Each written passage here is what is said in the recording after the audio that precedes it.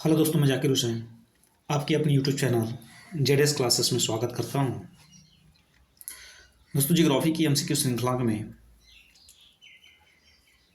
हम लोग वस्तुनिष्ठ वस्तुनिष्ठ प्रश्न करने वाले हैं कृषि और पशुपालन से।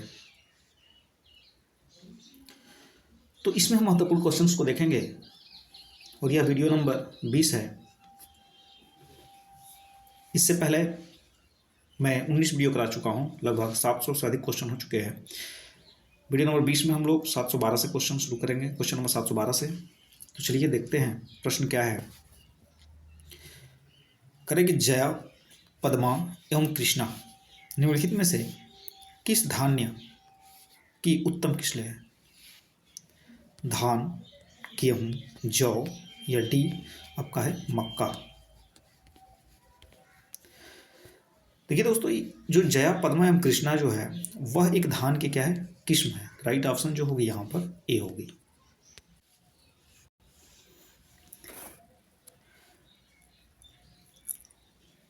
अगला प्रश्न, निम्नलिखित में से कौन सी खरीफ की फसल नहीं है? खरीफ, बाजरा, धान, ज्वार, गेहूं। तो देखिए, ये तीनों जो है आपकी खरीफ की फसल है, खरीफ की फसल। और गेहूं जो है रबी की फसल। रबी मतलब क्या होता है? सूर्य होता है। और सूर्य की सबसे अधिक आवश्यकता कब पड़ती है आपको? ठंडी के मौसम में। और इसी ठंडी के मौसम में क्या बोया जाता है? गेहूं बोया जाता है। तो ये जो है खरीफ की फसल नहीं है, बल्कि क्या है, रबी की फसल है। तो राइट ऑप्शन जो होगा डी होगा। अगला प्रश्न है कि रबी और खरीफ मौसमों के बीच एक छोटा सा मौसम होता है जिसे कहा जाता है।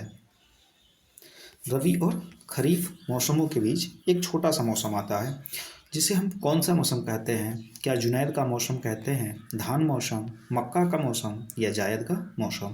तो ये देखिए, जायद का मौसम है। और जायद के मौसम में सबसे अधिक जो होते हैं पानी वाली चीज़ें मतलब बोई जाती है। इसमें क्या, खीरा हो गया, उसके बाद जो है तरबूज, खरबूज, ककड़ी, ये सारी चीज़ें जो होती हैं बोई जाती हैं। तो राइट ऑप्शन क्या होगा? डी होगा। अगला प्रश्न है कि हमारे देश में इनमें से किस क्षेत्र में पानी की मांग और खपत सबसे अधिक है? मतलब पानी की मांग और खपत जो है सबसे अधिक है। औद्योगिक क्षेत्र में, घरेलू क्षेत्र में, कृषि या होटल? देखिए, पानी की मांग और खपत सबसे अधिक जो है हमारी कृषि के लिए ज़रूरत है। देखते हैं बहुत किसान बेचारा जो है, जो अन्नदाता है, वह क्या होता है, जब बारिश नहीं होती है तो वह बेचारे खेत में क्या हो जाती है, दरारें पड़ जाती है। अर्थात कितने किसान जो होते हैं अपनी क्या करते हैं, जान दे देते हैं। तो कहीं ना कहीं सरकार को इसके लिए क्या करनी चाहिए, व्यवस्थाएं पूरी तरीके से करनी चाहिए। तो पानी की मांग जो है सबसे अधिक खपत किस में है? कृषि में है। राइट ऑप्शन जो होगा सी होगा। अगला प्रश्न है कि चमड़ा या कोको का संबंध किस रंग की क्रांति से था? चमड़ा या कोको का संबंध किस रंग क्रांति से था? स्वर्ण, काली, धूसर या भूरी? तो चमड़ा या कोको रंग का संबंध जो था वह है आपका भूरी क्रांति से। राइट ऑप्शन जो होगा वह डी होगा।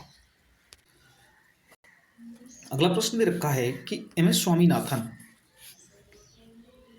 भारत में इनमें से किस आर्थिक क्रांति से संबंधित है?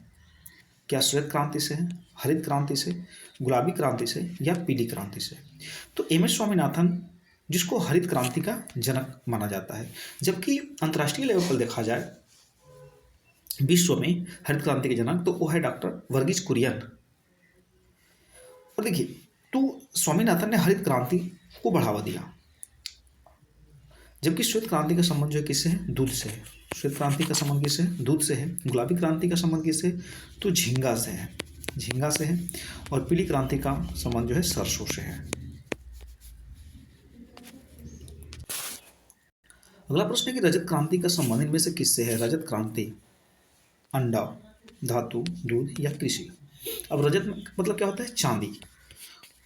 और मान के चलिए कि चांदी होता है। अब चांदी को बहुत सारे अंडे जो है रख दीजिएगा और धूप में आप देखिएगा उसको तो कितना चमकेगा। तो वह किससे है? संबंध अंडे से ही है।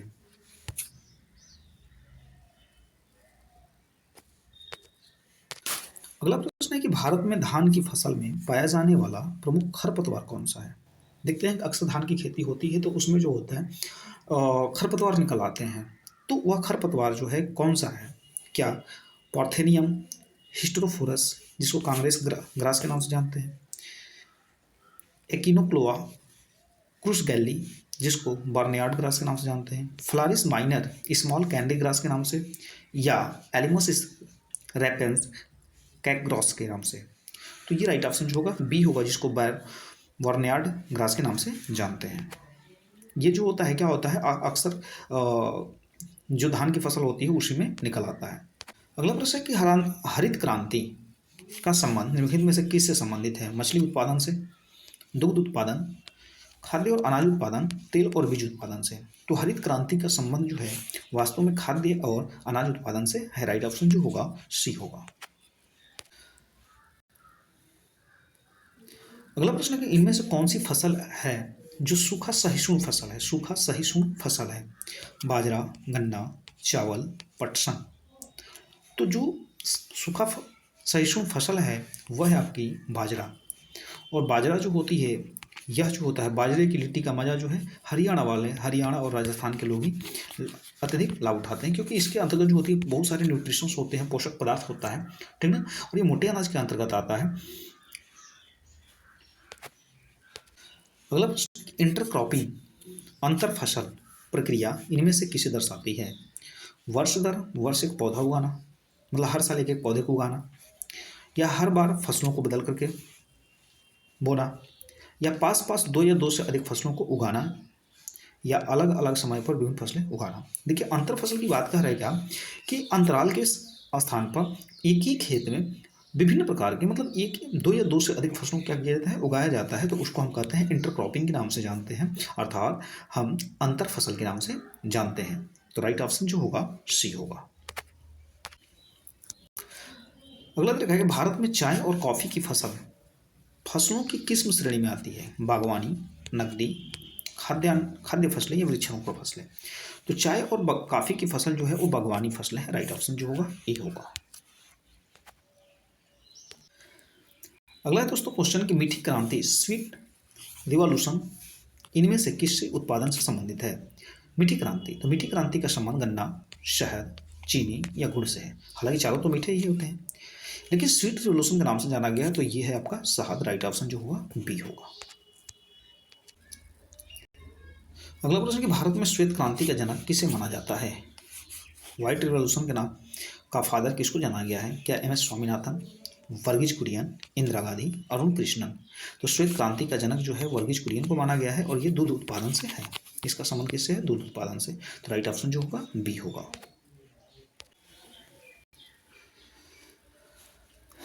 अगला प्रश्न है कि भारत में नीली क्रांति का संबंध ब्लू रिवॉल्यूशन के का संबंध किससे है? दुग्ध उत्पादन, रेशम उत्पादन, कृषि या मत्स्य उत्पादन से। देखिए भारत में नीली क्रांति का संबंध जो है वो आपका मत्स्य उत्पादन से है। राइट ऑप्शन जो होगा डी होगा। दोस्तों लाइक और सब्सक्राइब शेयर जरूर करें, आप जो है पढ़ते रहें, ठीक है। यही चीज़ें जो है आपको पैसे से खरीदनी पड़ती है, तो आपको अंदर जो होती है क्या होती है, उत्सुकता होती है कि हम खरीद लेते हैं और हम पढ़ते हैं। जो चीज़ मैं फ्री में आपको अवेलेबल करा रहा हूँ, जो चीज़ फ्री में आपको दे रहा हूँ, बिल्कुल जो है मतलब हम कह सकते हैं कि बिल्कुल एकदम फ्री, और वो भी क्या नियमित। तो आप ये ना कहें और आपके अंदर ये ना हो कि मतलब मुझे कंटेंट नहीं मिल रहा है या मैं नहीं पढ़ रहा हूँ। बात वही है कि जब फ्री में घर की पकौड़ी जो होती है फ्री में मिलती है, तो आपको उसमें नमक कम नज़र आता है, नमक ज़्यादा नज़र आता है, और वहीं पैसे से खरीदते हैं तो आपकी कुछ कमी समझ जाती है, ज़्यादा होगा और कम होगा तभी आप खा लेते हैं। ठीक वैसे ही है जो मैं फ्री में करा रहा हूँ, तो आप देखें और आप उसको कमजोरी ना बनाएं। आपको लड़ना है, आपकी लक्ष्य है तो आपको ही लड़ना है और आपको करना है। चलिए नेक्स्ट देखते हैं। अगला प्रश्न, निम्नलिखित में से किसका संबंध भारत में हुई श्वेत क्रांति से नहीं है? अमूल, नॉर्मन बोरलॉग, आनंद, डॉक्टर वर्गीस कुरियन। तो श्वेत क्रांति से संबंध नहीं है, वो है नॉर्मन बोरलॉग। राइट ऑप्शन जो होगा बी होगा। अगला प्रश्न है कि सम से ऊंचा, मतलब ऐसे सीढ़ीदार जो होती है, तो समोच्च जुताई क्या है? समोच्च रेखाओं के साथ बालू भूमि पर जुताई करना, समोच्च रेखाओं के साथ साथ बंजर भूमि की जुताई करना, समोच्च रेखाओं के साथ साथ टेढ़ी जुताई करना, या समोच्च रेखाओं के साथ मैदानों की जुताई करना। तो समुच जुताई जो है वह क्या है? समुच रेखाओं के साथ बालू पर भी जुताई करना को हम समुच जुताई के नाम से जानते हैं। तो राइट ऑप्शन ए होगा। अगला प्रश्न है कि विटिकल्चर के द्वारा निम्न में से किस भारतीय राज्य में सबसे अधिक उत्पादन होता है? उत्तर प्रदेश, महाराष्ट्र, जम्मू और कश्मीर या बिहार में? तो विटिकल्चर के द्वारा किस भारतीय राज्य में सबसे अधिक उत्पादन होता है? तो वो होता है महाराष्ट्र में। और इस विटिकल्चर से किसका होता है? तो अंगूर की खेती की जाती है। अंगूर के लिए जो है नासिक वाला क्षेत्र जो है सबसे अधिक, नासिक। और नासिक में ही जानते हैं क्या लगता है? मेला लगता है। किस नदी पर लगता है? आप कमेंट सेक्शन में बताएंगे। अगला प्रश्न है कि भारत में श्वेत क्रांति मूल रूप से किस राज्य से शुरू हुई थी? भारत में श्वेत क्रांति तो शुरू हो गई, लेकिन मुख्य रूप से किस राज्य से शुरू हुई थी? क्या उत्तर प्रदेश था, उड़ीसा, गुजरात या महाराष्ट्र? देखिए, अब श्वेत क्रांति का संबंध जो है किससे है? दूध उत्पादन से। और जानते हैं कि दूध उत्पादन करने में भारत क्या है, उत्तर प्रदेश भी क्या है, 1 नंबर पे है। तो श्वेत क्रांति का संबंध जो है वह जो शुरू हुआ था वो गुजरात से हुआ था। राइट ऑप्शन जो है सी होगा। अगला प्रश्न है, उर्वरकों में क्रांति का संबंध किस रंग से है? उर्वरक क्रांति का संबंध जो है किस रंग से है? क्या गुलाबी, भूरी, काली या सुनहरा? तो उर्वरक में क्रांति का संबंध जो है वह है भूरी क्रांति से। राइट ऑप्शन जो होगा बी होगा।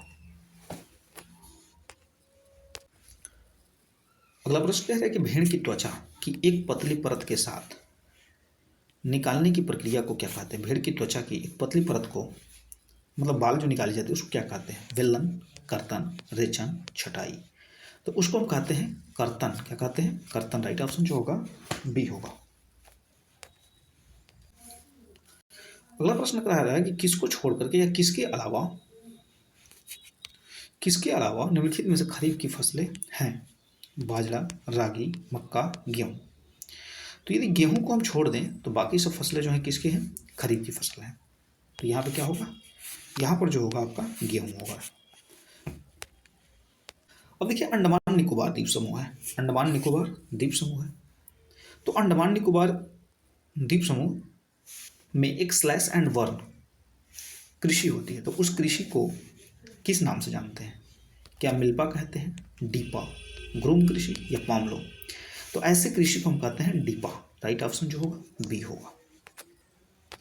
अगला प्रश्न है कि भारत में धूसर क्रांति का संबंध निम्नलिखित में से किससे है? धूसर क्रांति, ग्रे रिवॉल्यूशन, भूरा या धूसर उसको बोलते हैं। तो मैं बता चुका हूं कि धूसर का ग्रे का संबंध जो है किससे? उर्वरक से है। राइट ऑप्शन जो होगा डी होगा। नेक्स्ट प्रश्न है हमारा कि इनमें से किसे मिल्कमैन ऑफ इंडिया कहा जाता है? क्योंकि मिल्कमैन ऑफ इंडिया इस श्वेत क्रांति, और श्वेत क्रांति का संबंध किससे है? देखिए, मिल्क से है। तो कहीं ना कहीं इसका क्या कहा गया है? वर्गीस कुरियन के द्वारा। ये वर्गीस कुरियन को ही मिल्कमैन ऑफ इंडिया के नाम से जाना जाता है। अगला हमारा प्रश्न है कि पीली क्रांति इनमें से किसे संदर्भित करती है? मतलब पीली क्रांति का संबंध जो है किससे है? या पीली क्रांति जो वर्ड यूज किया गया है किसके लिए यूज किया गया है? क्या दूध उत्पादन के लिए किया गया, मत्स्य उत्पादन के लिए किया गया है, या तिलहन उत्पादन में वृद्धि के लिए, कॉफी उत्पादन में? तो पीली क्रांति का संबंध जो है वो है तिलहन उत्पादन से। राइट ऑप्शन जो होगा सी होगा। अगला प्रश्न कि भारत में हरित क्रांति का जनक किसे कहा जाता है? देखिए, क्वेश्चन रिवाइज कर दिया है एमएस स्वामीनाथन को। राइट ऑप्शन जो होगा ए होगा। देखिए दोस्तों, क्वेश्चन कैसे कैसे ये राउंड करेगा, घुमाएगा कैसे कैसे, ठीक है। करे कि एमएस स्वामीनाथन नामक भारतीय अनुवांशिकविद ने इसमें प्रमुख भूमिका निभाई थी। तो एमएस स्वामीनाथन का संबंध जब दे दिया तो क्या होगा? हरित क्रांति होगा। राइट ऑप्शन जो होगा सी होगा। अगला प्रश्न कि अर्ध शुष्क जलवायु परिस्थितियों और अपकृष्ट मिट्टी में उगाई जाने वाली वह फसल जो खाद्य फसल के साथ साथ चारे की फसल भी है, निम्नलिखित में से क्या है? ज्वार, बाजरा, मक्का, गेहूं? तो कह रहे कि शुष्क जलवायु परिस्थिति और अपकृष्ट मिट्टी में उगाई जाने वाली फसल और खाद्य फसल दोनों है, तो वह है बाजरा। राइट ऑप्शन जो होगा बी होगा। अगला हमारा प्रश्न है कि भारत में कॉफी का सबसे ज्यादा उत्पादन करने वाला राज्य कौन सा है? कॉफी का उत्पादन सबसे ज्यादा करने वाला राज्य कौन सा है? केरल, तमिलनाडु, कर्नाटक, केरल? तो कॉफी की बात कर रही है वो क्या है? कर्नाटक है। राइट ऑप्शन जो होगा सी होगा। अगला प्रश्न है कि भारत के किस राज्य को मसालों के बगीचे के नाम से जाना जाता है? ठीक है, मसालों के बगीचे के नाम से जाना जाता है। राजस्थान, केरल, कर्नाटक, महाराष्ट्र? तो आपके पास 4 ऑप्शन है और ये होता है केरल। केरल को मसालों के बगीचे के नाम से जाना जाता है। राइट ऑप्शन जो होगा बी होगा। अब देखिए कौन सा भारतीय राज्य सोयाबीन का सबसे बड़ा उत्पादक राज्य है? हिमाचल प्रदेश, आंध्र प्रदेश, अरुणाचल प्रदेश, मध्य प्रदेश। तो सोयाबीन की बात चल रही है। देखिए सोयाबीन में सबसे अधिक जो होती है प्रोटीन पाई जाती है, 46% तक पाई जाती है सोयाबीन के बीज में। और ये सोयाबीन जो होता है सबसे अधिक बड़ा उत्पादन की बात करता है तो मध्य प्रदेश में है। राइट ऑप्शन क्या होगा? डी होगा। देखिए इसमें क्वेश्चन नंबर 750 है, इनमें से कौन सी रोपण फसल नहीं है, मतलब इसका रोपण नहीं किया जाता है? चाय, कॉफ़ी, काजू या बाजरा। तो ये बाजरा को जो है नॉर्मली खेतों में छिड़क करके, ठीक है ना, बो दिया जाता है, जबकि इन सब की क्या की जाती है? रोपाई की जाती है। मतलब एक बार बीज डाला जाता है, फिर बीज जब बड़ा हो जाता है तो फिर उसको जो होता है दूरी दूरी पर क्या किया जाता है? धसाया जाता है। तो ये क्या है आपका राइट ऑप्शन इसमें जो होगा डी होगा। ठीक है दोस्तों, वीडियो को लाइक सब्सक्राइब शेयर जरूर करें, यदि पसंद आए तो शेयर जरूर करें, और नहीं पसंद आए तो डिसलाइक भी करें। धन्यवाद।